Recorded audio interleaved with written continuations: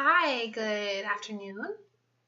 This is discussion post 3, and we are talking about our toolbox for different learning. I think that this is something that is created over time. You might have a few things that you keep in there for different situations, but after many years of teaching, I'm sure that your toolbox would be much more full than someone who is brand new. So these are just a couple of ideas. There's obviously a ton more out there.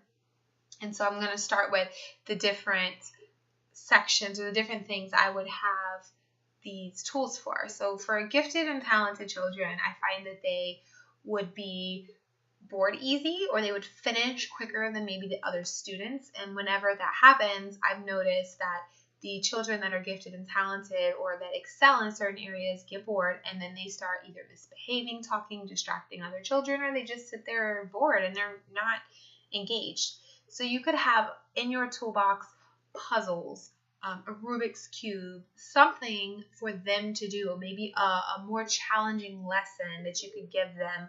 I always had in my classroom a notebook full of assignments or different activities that the children who finished early could do. So it would always help to have something there right on hand when they're finished. Here, take care of this. And it could also be something that's fun, a challenging game that they can play, so that their mind is still being worked and they're not feeling like they're bored and they're not distracting to other children as well.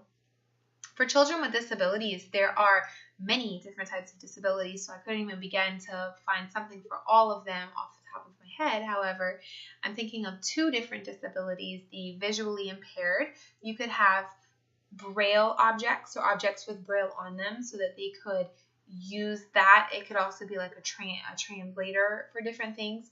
It would give them an opportunity to do something that would help them learn if they're not picking up, or if you don't have anyone in the classroom who is, I don't know how to say it. I guess there's not really a way to have a visually impaired interpreter, but you could utilize Braille in your classroom.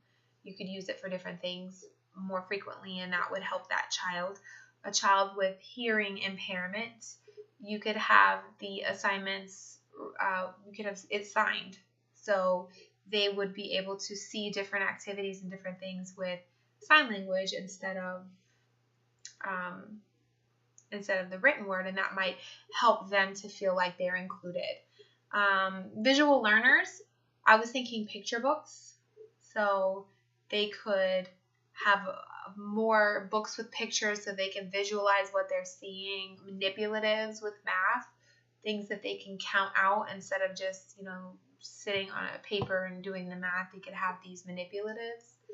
Auditory learners, you could have songs that are geared towards the lessons that you're teaching. I know nowadays, especially preschool teachers, have a song for everything, and so having these songs helps kids memorize things. And tactile learners, I was in a class recently, and it was just a really good idea. They said you could put sand in a Ziploc bag, and they could practice writing their letters, the preschool children, with the sand. So they're writing their letters in the sand, and then when they're done, they just shake it up and start over.